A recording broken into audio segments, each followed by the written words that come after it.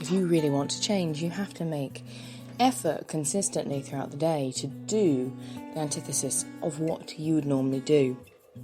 When you wake up, your brain has been programmed to think the thoughts that you normally think, to do the things you normally do, and all of these things are done on autopilot. If you're somebody that suffers from depression or anxiety or other mental health issues, or perhaps you have something along the lines of complex post-traumatic stress disorder because of the childhood that you lived, your brain is hardwired to be dysregulated and to be dysfunctional. It is hardwired to find misery, anger, upset, pain, and suffering in your day.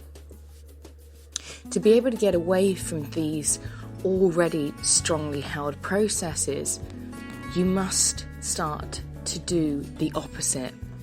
Now, this is one of the hardest things that you can possibly do because you're often hardwired and you're doing this unconsciously. You're unconsciously thinking negative thoughts. You're unconsciously being pessimistic. And so, to become aware of these processes not only takes a lot of brain power, but it also takes a lot of brain power to be able to start to think the opposite. If you're suffering, I want you to get up and I want you to do things differently in your day. Stop following your normal routine. Get up, brush your teeth with your left hand instead of your right. I want you to put your clothes on in a different room. I want you to get out of bed on a different side. I want you to physically change the way that you're doing things. As you're doing these things, I want you to consciously start saying the opposite to yourself than you normally would say. So for instance, if you would look in the mirror and you'd say, "You're ugly and useless," I want you to say, "You're useful and beautiful." If you go to work and you think, "I hate this place, I don't want to be here," I want you to think how lucky you are to have the job that you've got and to find things deliberately in the day to enjoy.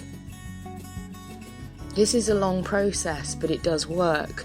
Through changing your neurochemistry and through the practice of neuroplasticity, that is, regrowing connections in your brain, you will start to find this process being easier and actually aiding you in being a happier person. My name's Laura from Law of Attraction. I've got a monthly course if you'd like to join it called Crappy Life to Happy Life. I'll leave some details down below and I look forward to speaking to you in another way soon.